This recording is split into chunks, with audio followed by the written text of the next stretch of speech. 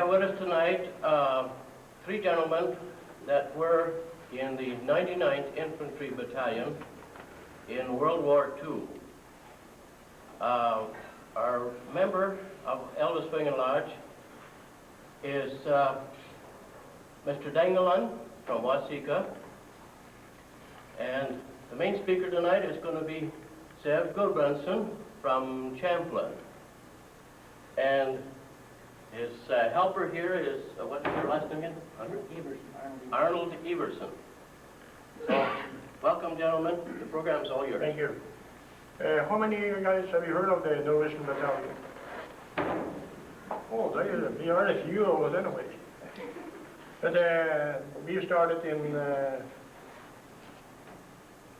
Camp Ripley in 1942 in July. There was an order that went all over every camp in the country. They asked for a Norwegian or Norwegian descent. They was planning on the invasion of Norway at that time. But that didn't come up, of course. But we turned out to be regular infantry, ski troopers. We went to from Camp Ripley to Fort Snelling to Camp Hill, Colorado, where we took over ski training. And it was kind of an interesting deal because I myself was a skier, but we had several from this country that haven't seen a pair of skis even. But that turned out to be good ski troopers. And we have books here that was printed in Norway by a Norwegian author. He probably can tell you more about it because he knows more about this book. I have it here so everybody can look at it if you want to pass it on. And another thing, I got my picture in the paper from our annual reunion in Minneapolis, October 8th. So if you pass that around to people that come. And here we have also a flag that was flown over the United States Capitol for our 99th Battalion. And that was also in the number or interesting thing that we had. Oh. Take over, please.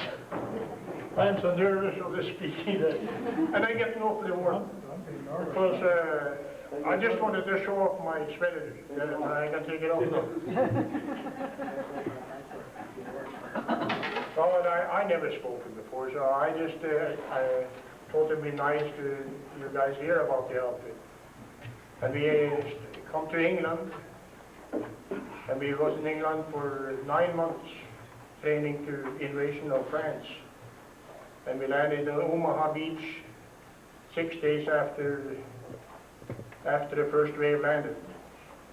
And we went, and our first big battle was in Elba. There was a small French town. That's the time when we, all shut up and you had to go running to the toilet because there was some nerves. But I think this man here can speak much better than I can, so please, come on in. I don't know what to talk about either. I had never spoken before either, but about that Battalion 99th book, I can say something about that. And several people got together in Norway, and of course we was stationed there about a little over 5 months after the war was over in Germany for occupation and the reception of the King and the royalty from England when they come back. And then many years went by, and of course while we was there, I guess we made a lot of friends besides a lot of the people from 99th. Actually, when they got back to Norway, finally they got home. A lot of them were from there, but like myself, I was born and raised here. So that was a different story altogether. I was born in Norway, and I was in the Merchant Marine at that time. My ship was torpedoed, and I had no place to go, so I ended up in this ski trooper outfit. So I heard we was going to Norway, and I kind of enjoyed that, coming back to Norway again. So after the war ended in Germany, the whole outfit went to Norway. And I was lucky at that because I had to jump about 8 feet to get over on the last boat leaving from La Havre, to Norway because I had been someplace. And I had to jump, throw my bag and hop 8 feet to get over on that barge. Yeah, but Sweater, if you had missed that boat, you'd have headed for the States like so many of them wanted to Yeah, do. but I didn't want to go to the States. My whole training and plan was to go to Norway. Especially the other two battalions, which was, most of them were non-Norwegian, and they didn't like it. They headed the opposite direction because they had also, most or maybe all of them had enough points to go back to the States. But, and like myself, I had never been in Norway before, but of course I had my mind set on Norway also because I do have a lot of relatives there. But And like I did Sweater- get married in Norway. By the way, I have my wife, as you see in that pamphlet I passed around. I have been married for 40 years now. Very happily with a nice little Norwegian girl. But like Sverre mentioned a while ago about people like himself born and raised in Norway, well, I'm the opposite. I was born and raised in this country. I've never been in Norway before in my life. Well, I had been on skis before because it so happened when I went to school, we had about half the distance by going back and forth to school by skis cutting cross country, and we went around the road. But I'd never skied in the mountains before. So that was an absolutely something new for me. And furthermore, I had never even had those type of skis on my feet before with real ski bindings. All we had when I went to school in the 30s was a strap across the toe. So that was something entirely different. You didn't have a rucksack either. No, we didn't have a rucksack, but we did have to carry our lunch, our cold lunches back and forth every morning. And another thing, we have a big monument erected on the Continental Divide in Colorado, like Cooper Hill. That is a monument in honor of our own cameras. That's where we took our ski training. So if you should come up on that highway someday, or if you go down that way, stop in and see. But you have to go through some rugged mountain country and roads in order to get there, even Highway 70, which is the main freeway going west from Denver. It is beyond the Eisenhower Tunnel, which last summer we were out there. I guess at one end of Eisenhower Tunnel, it's 9 or 11? 11,000 feet, and the other side is a little bit more. But the camp itself was about 10,000 feet. When we first moved from here to there, we couldn't hardly breathe because of thin air. So it took us a week or two to get used to that. Last summer the vehicles wouldn't hardly run. They would run. But And if any of you guys will ask questions, it'll probably be a little easier than just talking about if you have any questions. But saying a little bit more about that Battalion 99 book, I guess several people in Norway, the publishers and writers and various clubs, thought that not enough had been written about the war in Norway during World War II. For the younger generation, in fact, even yet to this day, some of them perhaps don't even believe it.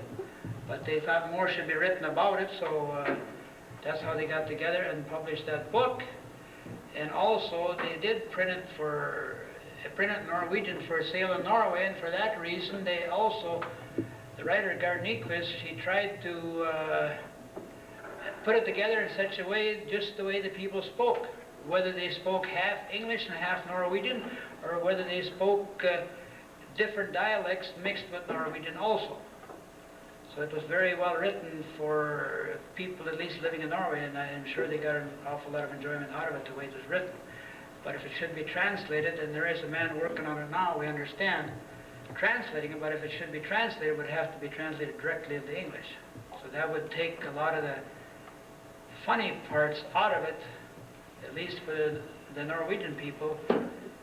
It's quite a peculiar language when you mix Norwegian with English, besides mixing up the dialects with that also.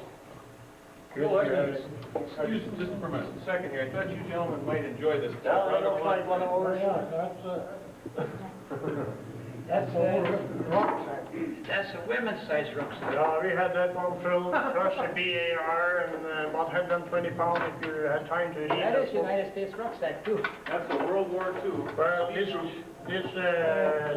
we had a little bit longer snowshoes, about, maybe 4 feet. This is the U.S. Army And there's the so-called emergency snowshoe right there. And then they had what they call a trailblazer. But this is the type of snowshoe three we were different walking with, as you can see it there. That's the trailblazer there. So each man have his own, you know, when and you walk like you were done in your pants or something. And the third kind is what they call the bear paw. That's a little bit longer and wider. Then you have to spread your legs further, or else you stumble every step you take. But when you get snow 5, 6, 7 feet deep, where you appreciate having them on. Any questions? Were there any Nazis in Norway when you were over there then? Yes, sir, we took home, we had a couple of raids on the one camp outside of Oslo. About 3 o'clock in the morning, we was all going to raid that camp, and women, they were flying out of tents and everything, and we lined up about 30,000 German that we sent back to Germany on boats when we was there. That was our main job, in fact. Where all were you in Norway? We was mostly in Oslo. We stayed in Oslo, but we had duties elsewhere Yes, sir.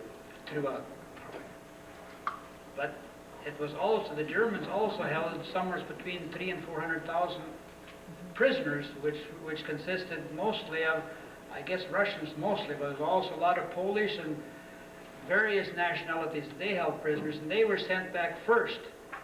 And then the next procedure was to send back the Germans themselves, which had been quarantined to their camps. The camp commanders made responsible for them, and I don't know exactly how many, but I think there was something like 300,000 or 400,000 of those also. And we come into a couple of towns where the girls are going with the Germans, and they was caught and they was put on the chair and all their hair shaved off. I don't think there was so much big deal about it, but I mean, that's what they did. We was also given the privilege of letting us know where actually Quisling was at. He was taken prisoner, arrested naturally, but he was at Møllergata 13. And the civilian people wasn't slow about pointing out where that window to his cell was at. And we got the news after we left Norway, headed back for the States in middle of October, I guess it was, that he was executed by a firing squad while we was out at sea on the way back to the States. Yeah, you all heard about that Quisling. We were all asked to be volunteered to be a firing squad for Quisling, but we didn't get to do that either. So it's sure going to be the campaign instead of 1999. Yeah, the 99th was involved in the Normandy campaign from June the 22nd, 1944 to July 24th, 1944. And then northern France from 25th of July 44 to 14th of September 44. And then the Rhineland campaign from September 15th, 1944 to the 16th of December 1944. And of course, it also says what the War Department orders number is. The Ardennes LSAG campaign from 17th of December 44 to the 18th of January 1945. Now that is the Battle of the Bulge. And that is very thoroughly described in a book that we think is available in the library. If you ever heard of the Dame Engineer, it's a book in the library written by Janet Giles. It's very interesting, and it shows quite a bit about Malmedy especially. Oh, an engineer battalion and the 99th held that position for 30 days. What was the name of it? The Damned Engineers by Janice Holt Giles. And it was last published in 1970, but I know Hennepin County, two or three of their branch libraries has it. But Ramsey County did not have it at all. So who knows for sure which libraries does have it and which ones don't. Well, I'm pretty sure they have it someplace. It's possible. It might be more available down here than it is in the city, who knows? And we want to show us our caps that we printed at our reunions in Fargo last year. And Mr. Dingerland here, he has his later model from this year. And Sverre Gudbrandsen is responsible for a good share of these hats that was printed up for sale so we could earn a little money to make both ends meet.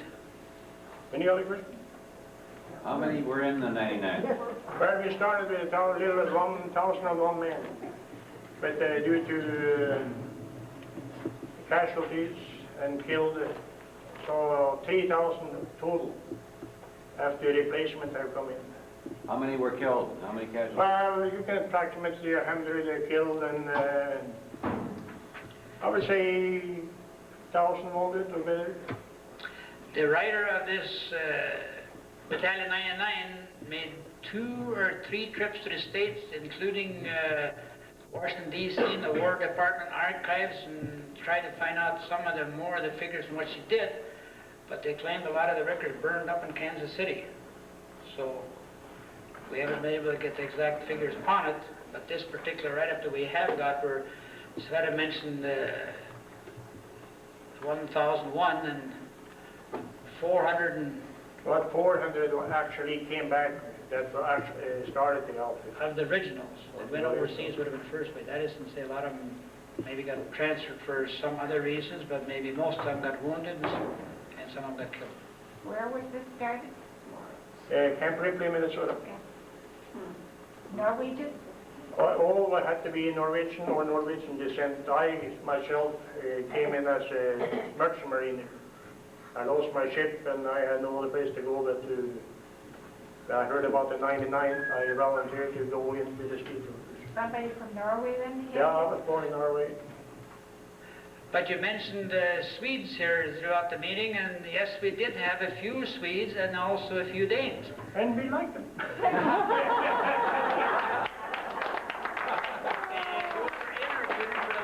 Didn't know the difference between the Swede and Norwegian, I guess, but that didn't bother the Norwegians. I believe we had some Yormans too. I don't know for sure. I know we had a guy that was one of the most important cogs in the battalion by the name of John Kelly. And after he was in Camp Hill one time, I wondered... Half Irish and half Norwegian. Well, after he'd been in Camp Hill for a while, I wondered, and I started hearing about this John Kelly, because he had a machine gun platoon, not the machine gun, the mortar platoon, D Company. So I ran into him one day and I asked him, I said, how in the world did you ever get by the name Kelly and get into this outfit? So he answered me Norwegian. But he told me at that time, whether he was kidding or what, I don't know, but he was brought up by foster parents. Well, I was the biggest So his fan name of was the- actually Kelly, but he was brought up by Norwegian foster parents. So he spoke the language. Yeah, I was the biggest guy in the outfit, and they gave me that BAR. You heard of that? The big rifle, almost like a machine gun. You can shoot at somebody's hip. Or I throw the bike all the way because it was too heavy to carry. If it gets close combat, but then you hit him over the head with it. I'd like to hear about when you finally caught that ship you made your leap, and what happened when you crossed the North Sea there? Well, I What swam happened when you for... got to Norway? From... And where were you? Where did you No, go? we had been in town. And, What town? Where did you La go from Havre, La Havre? La Havre, France, From La Havre to where in to Norway. Yeah, where in Norway? Oslo, that's where Where? all the ships came in. We had about 6, 7 ships that left La Havre at the same time. And his ship was the last one leaving. And I was on the dock 8 feet away. Threw my bag over and I just jumped right over it. What did you find then in Oslo when you got there? Well, first thing I found my wife, my old sweetheart. I used to go to school with her and asked if she was still willing, and she was. I understand there was a few similar to Sveta that came back and found their wives and children. I think we had maybe 20 over men married Norwegian girls in Norway. No, it's more than that. Maybe he was one of them, if you... 56. That surprised me even. Any other questions? Did you do any parachute drops as No, but we had part of our outfit. We call them Rype Battalion. They parachuted into Norway. It was part of the Office Part of of it. Strategic Services. And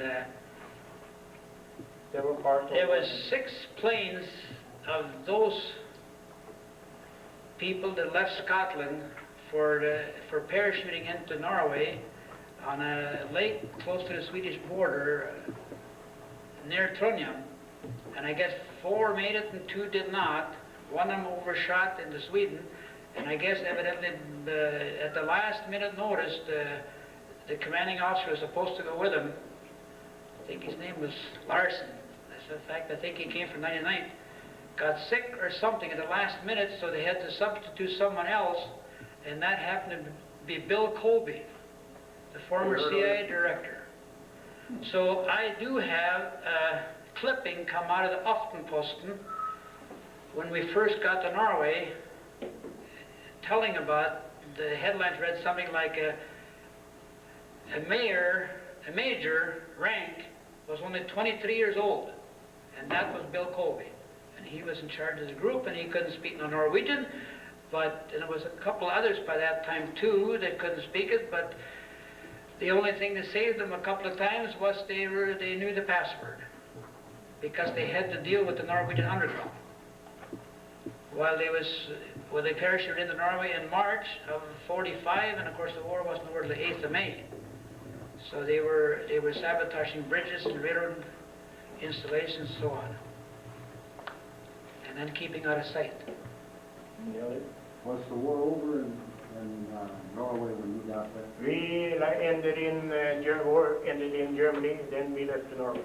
After the war ended in Germany. The war ended the 8th of May in Norway. That was the last country to surrender. And we were sweating that out because if they hadn't surrendered, there started to be some rumors about maybe the Germans would take a stand in Norway. And then the invasion would have gone through as originally planned. And that would have been probably a suicide. But then the war was over the 8th of May in Norway, and we arrived in Norway the 7th of June. No, the 4th of June, and the King and the Royalty came back the 7th. Yeah, in fact, we were on the guard for King Haakon when he came back from England to Norway. Anything else? Was there American military in Norway before you guys arrived, or was it strictly up to the Norwegian military? When we came in there was some English were there. English had come in 2 days before us. But there was no American. You were the only ones to come. No, we had that task force which Colonel Turner was part of by that time. They were downtown. I didn't know nothing about them. I met Colonel Turner. Colonel Turner was at one time our commanding officer, and he got wounded to the extent in El Buff, which Sveta mentioned.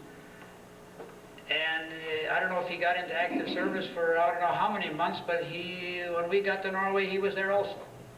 And I guess he was with the task force in charge of, I believe, all the Allied forces in Norway at that time. Not saying he was in charge, but he was with that unit, which had their office downtown Oslo. And I never seen so many parade in all my life. Every day we was in the parade or another. I didn't know how we like that. That was more, that was not only parades, that was parades by the military, parades by the people. There was more parades on the highways, and everything was bicycles. And after all, they'd been occupied for 5 years, and then they suddenly got their freedom. So they were like people that had been let loose, that had been... And all the booze we got was that lousy aquavit. We got some dunder and got some Jannebrand. Oh, that was worse than aquavit. They had to make their own, is about all they had. Swear you remember Calvados in Yeah, Normandy? in France they had something That was like the French. Calvados. They used that in their cigarette lighters. You can light it and you can get the blowtorch like. Did you become pretty good skiers? Yeah, surprisingly so. We was carrying a sack like this. I think it was about 70, 80 pounds by the time you had everything with you. And most of them was pretty good. We was issued some felt strap that we put underneath the ski to go uphill. We had a few of them that used them downhill. So they could walk down the hills. Sveta, I got a suggestion. I think you should sing him the song of 96 pounds of rucksack. No, I couldn't sing that one, but I could, in Norway during the time of occupation, I can sing probably a long verse for you in Norwegian, if you understand it. Kjære venner, og la oss ta en tur til Amerika. Vekk fra de tamme gryter ut, dit hvor ingen skryter ut. Over der det nydelig, over der det frydelig. Bare synd at Amerika skal ligge så langt herifra.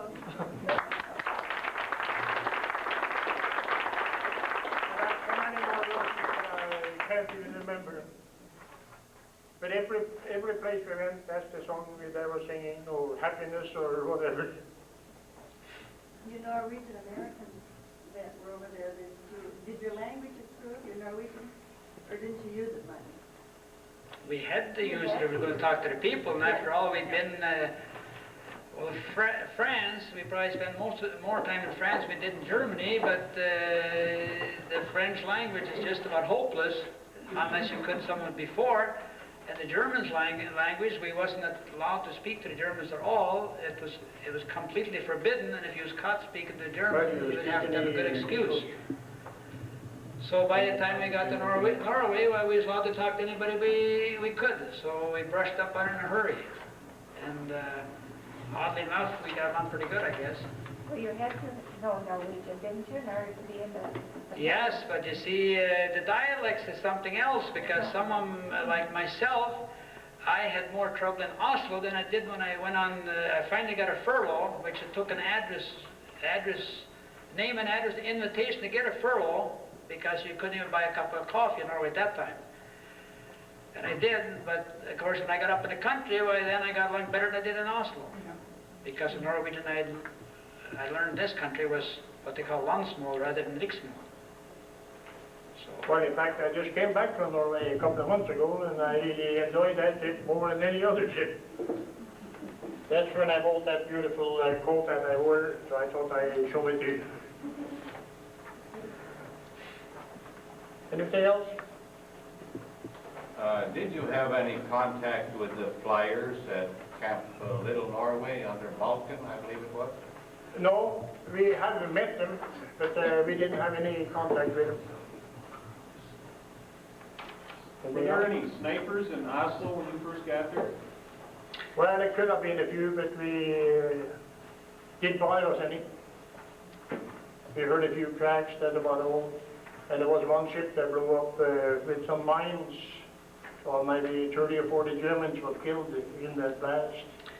They were loading their all mines onto the ship, and they dropped one and it blew. our 5 months in Oslo, we was really kept extremely busy and very little sleep, because it was daylight almost all night, which we wasn't used to. But we also enjoyed it very much. Like after the King and the Royalty came back, then we was permitted passes outside the gate. Before that, we couldn't. And then in the first day or two we landed, it came out in all the Norwegian papers, daily papers, and they have several of them in the city of Oslo, that who had landed in Norway and who they were and where they were stationed. And they were supposedly all Norwegian-speaking Americans. So the paper said. But we was all dressed in American uniforms, and the people just didn't believe that, because after we started getting passes, we could be on the streetcar, walking down the street, there'd be people walking alongside of us, or in front of us, or behind us, would be talking right about us in Norwegian, figuring we couldn't understand it. So that was kind of funny too. But they were very, very friendly. The minute they found out you could speak it, just like they'd known you for 20 years. And by that time we did have, I don't know what percentage, but we did have quite a few replacements, and they were, as a rule, non-Norwegian. So when we first got there, they tried to put Norwegian-speaking people on we had 2 gates to the entrance of camp that could speak the language. And it was quite a number of people that, well, they knew we landed there, and a lot of them had relatives in camp, and a lot of them found them, and they'd come to the gate very slowly, because where we was at, that had been I think a German officer's quarters before we got there, and they were scared, and then most of the time they'd start saying something in English. Then if you'd answer them on Norwegian, well, boy, then they'd really start to rattle off. Then you didn't know if you could understand what they said or not. And then whoever they were asking for, then we'd have a telephone. We'd call down to the main office, and if that fellow was available, well, they'd send him out to the gate. So it was pretty interesting all the way through. Do you have reunions now then? Every year we have a reunion. We just had our 38th reunion in Minneapolis. We changed off, though. It's usually October 7th and 8th. It's usually 2 years in Minneapolis and 2 years in Fargo, and we have been other places too. Chicago, Minot, North Dakota, Rochester, across. But mostly around here then. Yeah, most of our outfit came from North Dakota and Minnesota. And the other half from Brooklyn, where most of the Norwegian was gathered, I guess. How many remain in how many are there remaining? Oh, well, we had 181 at our last reunion. Pardon? We had 181. You mean how many is remaining of the battalion? That we could not tell you. It's impossible. But our mailing list is now 457, Gus last said. We have a roster right there. Well, we have maybe a couple of hundred names that we never knew where they are. But there's some that disappeared, moved or something. If we don't get the forwarding address, we have no way of locating them. Well, maybe we can look through it, we can find some in there.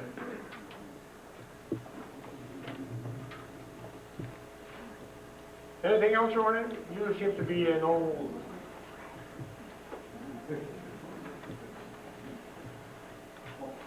Well, that song you sang, Yeah. maybe you could just repeat the words in English. Oh, geez, that will be just about impossible. He just knows everything by saying It's just bragging something terrific about how wonderful a country the United States was. Money grows on trees and food everywhere. Like Norway's been occupied for 5 years, so they had nothing. But it was just too bad it was so far away. And a few things like on that order. Just to give a reverse interpretation, they sent, the United States government sent you the 99th over to Norway because you were of Norwegian ancestry and could, for the most part, speak Norwegian. My father fought with the 2nd Armored Division, then later on was with the 350th. See, we were attached to 2nd Armored We was Division on attached several to occasions. 2nd Army several times. We rode the tanks of 2nd Armored Division. And After the war was over, for the occupation troops, everybody was given a form to fill out on where they would like to be stationed if they were going to be part of the occupying army. See, our outfit was known as the only outfit that the tanks had a hell of a time keeping up with. And that's it's right in the book. You're bragging. I've seen newsreel. well, I'm going to add something right now. I was in the headquarters company, and headquarters does not have the line company set up. Headquarters has anti-tank platoon, pioneer platoon, communication platoon, and so on. But the line companies, in fact, the line companies were the ones that were selected, and they rode these tanks for the 2nd Armored, like sitting ducks. And it just so happened that I was attached to one of the line companies because I drove one of the kitchen trucks and hauled ammunition and supplies and so on and so forth. We only had 5 for the battalion. But at the same time, I did find out what those line companies actually went through, which I did not, except that the bad part about that was that driving one of those big 6x6s, I was a target which had to be kept out of sight, but I didn't have to worry about that because anytime I got near one of the companies, they'd see me coming and they'd get me out of theirs because I'd be giving their position away. So as far as mentioning the 2nd Armored, yes, the 99th they rode the tanks as infantry when they were moving across so fast. Now, I've seen newsreel pictures of German troops where they tied a rope to the back of the tank and then the ski troopers held onto the rope and they were pulled along that way. And I think I've seen pictures of Russian troops. No, we didn't have, I don't think I saw a pair of skis after we got to France. We went overseas as just straight infantry. We got training in Camp Hale, but at Camp Hale they did have those weasels and those snowmobiles. And I suppose they could have done that with them. I don't know if they did or Yeah, not. they did. They did, pull skiers around. But they were supposed to be... But your father probably should know about if he was in France that time, because we did share with them. I was gonna say that they asked for volunteers where you wanted to go, and he specifically requested Norway, and was not sent to Norway. And Well, see, You mean he was in the 2nd Armored and got that chance to leave 2nd Armored and they didn't do it? oh, he was wounded, and then when he came back as a replacement, he Oh. was put into an engineer, and he was a radio operator. But he felt that they never sent him to Norway because they didn't want to send. He said he wanted to go there because he had relatives, and he said scuttlebutt was that they didn't want to send Norwegian Americans to Norway because they were afraid that they would pilfer Well, U.S. that's all goods we and were. give it We to were their always. families. Well, I have got the impression that I was never a replacement myself, or was wounded, or had to find my way back, which a few of them did. But I was always the impression that anytime you was a replacement, you didn't have much choice. Whoever called for you, they'd send whoever was available. In fact, some of our fellows that got wounded, they found their way back on their own. In fact, they went AWL. If they were lucky enough to find out where we were located at. In fact, even after we got to Norway, I know one fellow that found his way back. Found out we'd been sent to Norway. I don't quite remember details how he got there now. And then, naturally, that'd be a court-martial offense, but if you're lucky enough to find your old outfit, why, you can be sure they would take you. So I don't think anybody got punished for it. What patch did you wear in your uniform then? What army were you with? We was with the American Army here. It's our shoulder patch right here. Well, you had that patch. That's the 99th patch, but it was actually under the 1st Army, under General Bradley, most of the time after we got to France. And then towards the last, we was under other commands, but most of them were under... But even Bradley's book will mention just the Norwegian battalion, just in a one little line. And if there should be any question about, I heard today that, and we've been referred to the 99th, sometimes as 99th Division, sometimes the Viking Battalion, and so on, but the Minnesota, I think, is also called the Viking Battalion. But it's not a division, it's a 99th Infantry Battalion separate. And there was several battalions organized just for the same purpose we were, and that was for special missions, which this damned engineers, the 291st Combat Engineers, was also one of those. And if the invasion of Norway had taken place, I don't think we would be here today. And they also had all Japanese, I don't know if that was a battalion or a division, I'm not sure, but they also had a Greek unit.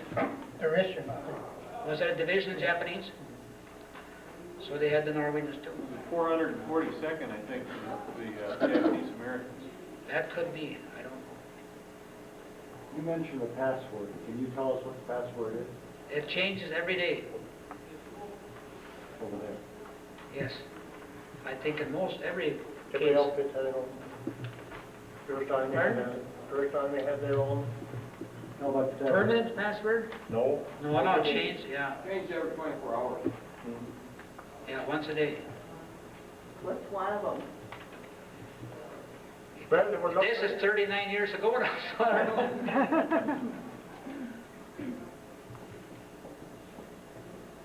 Were they common words? No. Was it common words that you used? Yeah, as a rule, I believe it was, but it was... Well, you remember in the past? No, they always coming out, what is a greenback and name of Brooklyn Dodgers and... Yeah, sometimes there's questions and... something that only American would know. Because I was a Norwegian, so I didn't know at all. But we also had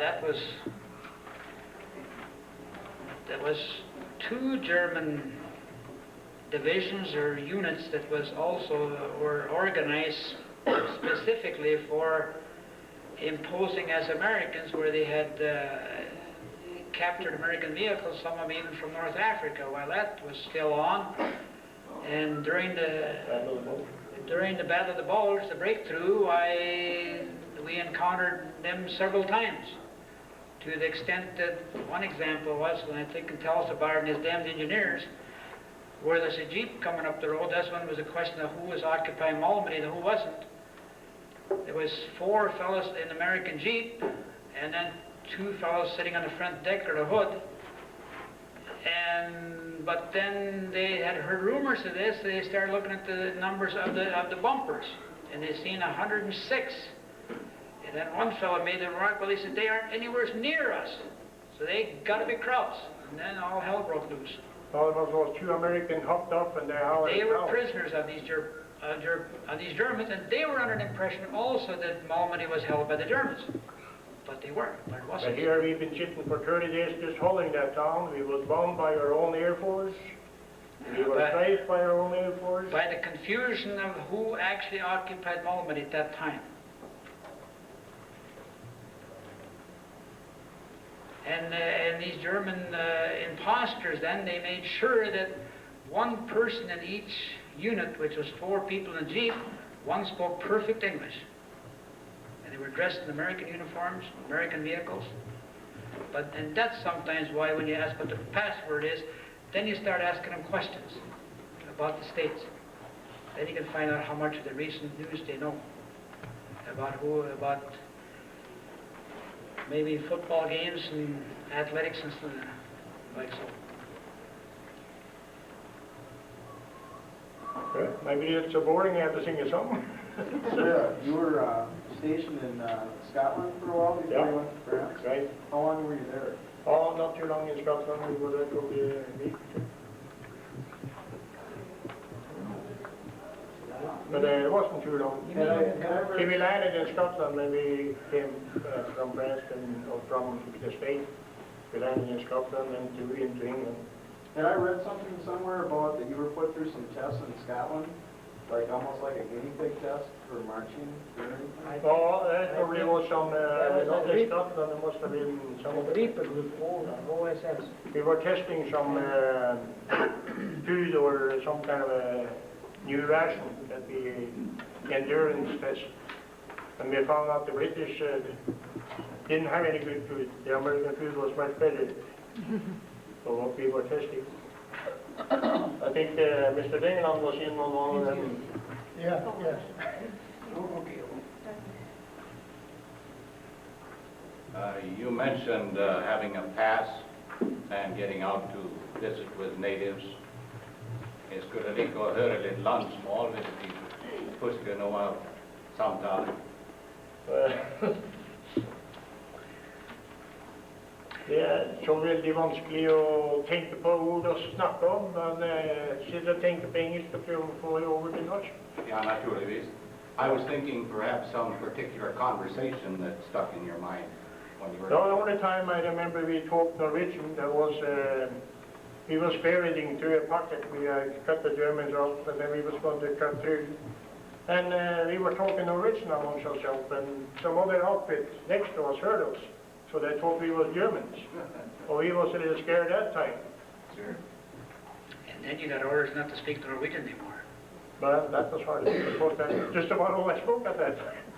Men når du snakker om landsmål, så tror jeg nesten jeg glemt mestere, for jeg oppholdt meg så mye opp Oslo de gangene jeg hadde vært tilbake igjen. Så da blir det blanding av litt av hvert.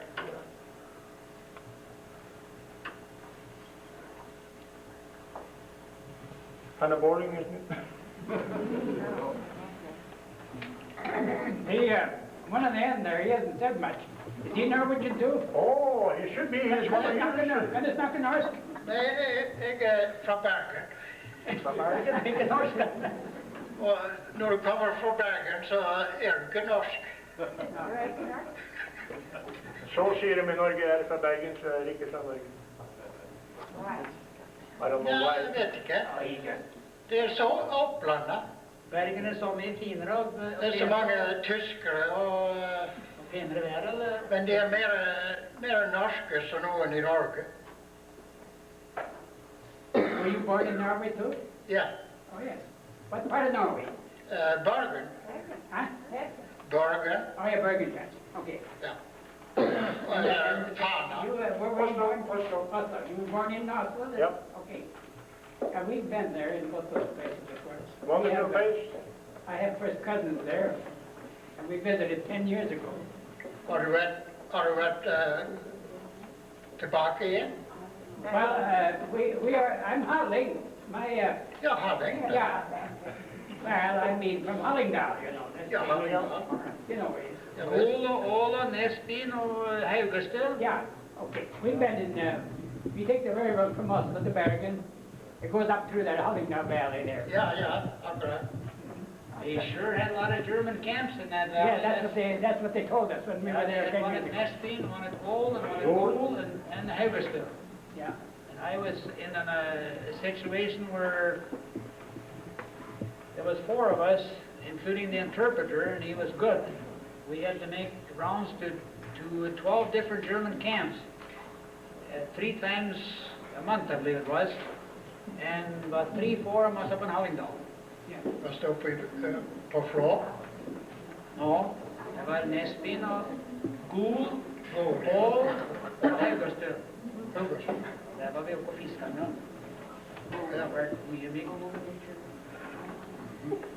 Well, if there's no other question, I call it. Yeah. Third. I've enjoyed watching you on television here.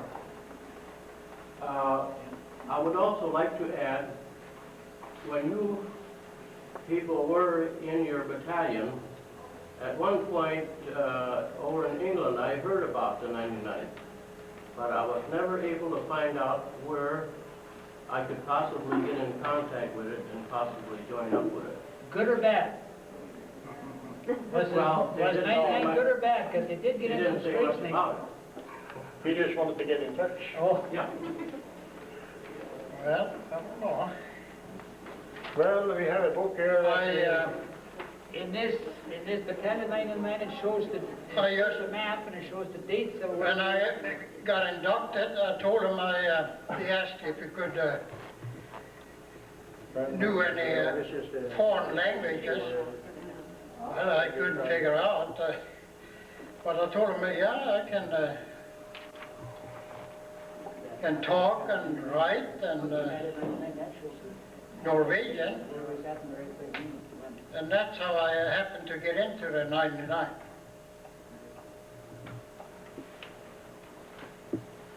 Where were you then, in Norway, or were you here? Were you in In the States? Minnesota. Minnesota. Well, in Mankato. Where were you gentlemen at, on VE Day? And what did you do that day, besides drink cavados? Oh, well, VE we Day, were, we didn't start drinking that day. I didn't think we did any serious drinking before we got to Norway. We were then near Regensburg, which is on the Danube in Czechoslovakia. When we in Austria. near the Czechoslovakian, Austrian border. Czechoslovakia and Austria. Or Czechoslovakia and Austria. Yeah. And Germany. Yeah, we took a Because bunch we of gold out of the salt mine in Frankfurt, Germany. We had a 1 truckload and 1 bar flat. That's all we had. Airplane circling all the way through. No. No MP tried to stop us. No speed limit, we couldn't keep up. That's the first time that ever happened. Surely you must have done a little pressing and a little praying. Did you pray in English or Norwegian? Well, either way, it was good. You're Norwegian-born, or American-born Norwegians. Did you get to see any of your families, your ancestors when you were there? Did you have the opportunity? If you look in that book from Norway, That's how they made contact with me. I started getting letters again. Now a man wrote to me that was this particular part of the family. I got to visit in 1945 when I was stationed in Norway, and the only way I could get a furlough was I had to have a name and address, but I hadn't found these people yet. And luckily I knew the name and address of a man that had spent a few years in Wisconsin and went back before the war for a visit, but he never returned because his dad got sick. So he was over this. I wrote to him and I got an invitation, and that was beyond where my family lived, and I found them. How I found them, don't ask me, because I didn't have hardly any information. And then when this book came out, then my name and address was in the book, and saying where my ancestors came from, and then I got a letter from this fellow. He was 40-some years old, but when I seen him in 1945, he was 6 years old. So then he started writing, and a year ago this summer now, we were over there, and then we made contact with him. Then we took another trip up there. It was such a big family, you wouldn't believe it. Did quite a few of them get in contact? Or didn't you during the war get a chance? While they were in Norway, they tried a lot of them, and in that Battalion 99, there's also a fellow, in fact, I think he lives right across the border in the Iowa by the name of Elvin Vick. He found his grandparents, where his grandparents, mother, father, whatever, was born, but I didn't. I just found it last summer. Because it so happened the people that I contacted was the opposite side of the family. And I also found relatives of 2 more of the grandparents, but the 4th one I don't think I'll ever find so little information as to the location. Yeah, did you have to be an American citizen to get in there? No, you... Well, not at that time. As my story said, I was a non-citizen. In fact, I became an American citizen in England, at the American Consul in England. So there was other Norwegians that weren't American citizens in that? When we started, yes. I think they automatically waived the process of the first papers.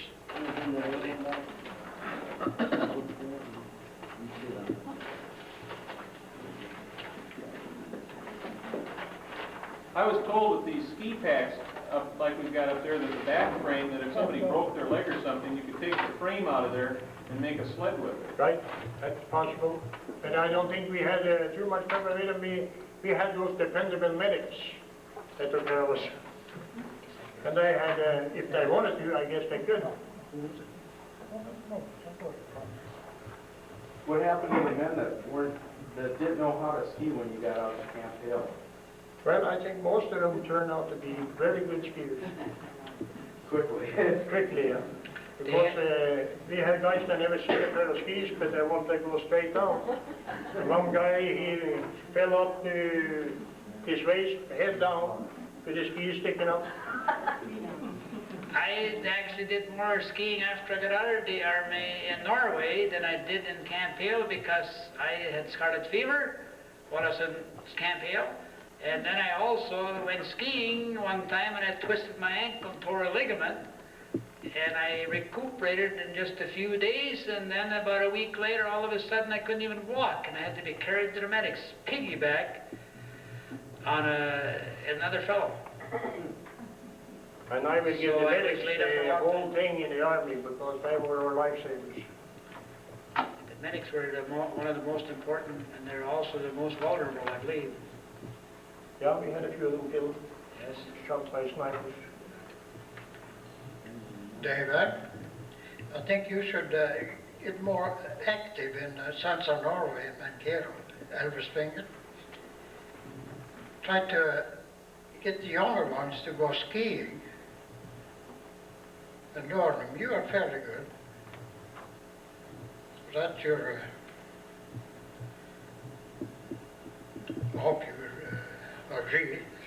Sounds good to me. And another thing I was going to say, I have greetings from my Sons of Norway launch in Anuka to you folks, that I should have said when I started. Benny Gretchen, 509 in Anuka. Do you know Chester? Yes, ma'am, he is one of our favorites.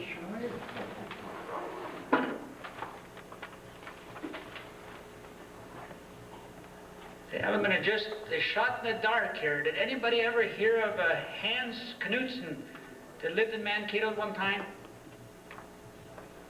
He might be dead by now. Oh, more or less. Really? There's a woman there. Yes. He's passed away now. Yeah, he is passed away. The chairman of the last reunion, Norris Gustafson, asked me, he says, look in the phone book or something, well, maybe he's dead. But he entered in 99, and I think he said he came from Newfoundland. He came in as a first sergeant. And you knew that he lived in Mankato. You knew him as such? Thank you. Hans Knudsen. He passed away. And he was a first sergeant. You recall how long ago? And I'll let, I didn't know him personally, but Norris Gustafson did. Very well. 4 years. About 4 years ago. I see. Well, he was with the 99th also. Can you make a notation of it so we can get that to Can you make a notation that he died about 4 years? Yeah, I'm not working now. Thank you very much, ma'am. His wife lives there. His wife still lives? Right. She is entitled to join your outfit as an Is associate. she listed in the telephone directory by any chance, and under what name? Under Alice Knudsen. Alice Knudsen. Oh.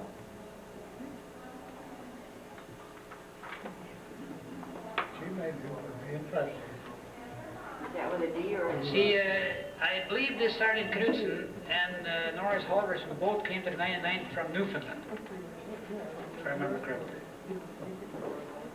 The spelling in the Knudsen would be a D or a T, S-E-N or O-N. I think T. T. K-N-U-T-S-O-N or E-N? That I'm not But positive. I think it's just a minor deed. That's just a minor. She lives in Being North a Swede on the Mankato. region.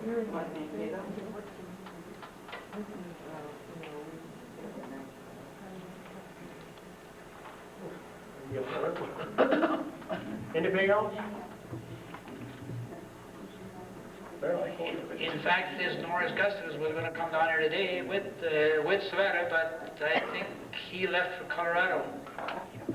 Well, I think his he in-laws must live get there. actually getting us. All right, thank you, folks. We'll see you tonight.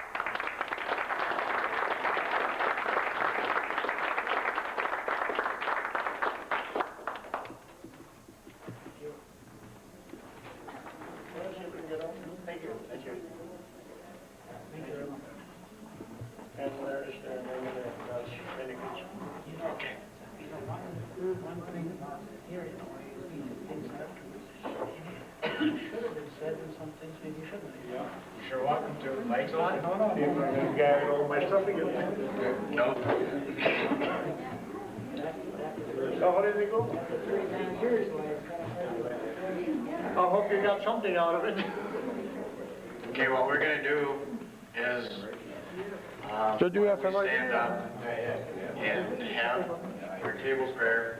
We'll have lunch, and maybe the gentleman will probably get with you on another table, or all the guys will probably get on one table and all talk about Army talk. So why don't we have our table prayer, and then we'll have lunch, and then everybody can sit and visit some more if they want to. Could I have Lars assist me on a table prayer, please? I Jesu namn gav vi till oss att spisa och dricka på ditt ord. Lägg ut till världen oss till gagn, så får vi mat i Jesu namn. Amen. Lunch is getting ready. So stand around and visit a little bit more. Ja, Go ahead. Vi stoppar.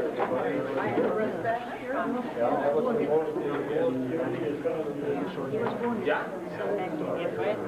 Recuperated from bad shot. His jugular vein is manufactured. And all this helmet came out here, and he never threw that helmet away. That just luck, you know. And he might have made a mistake of that. We have a map here for his family. He lived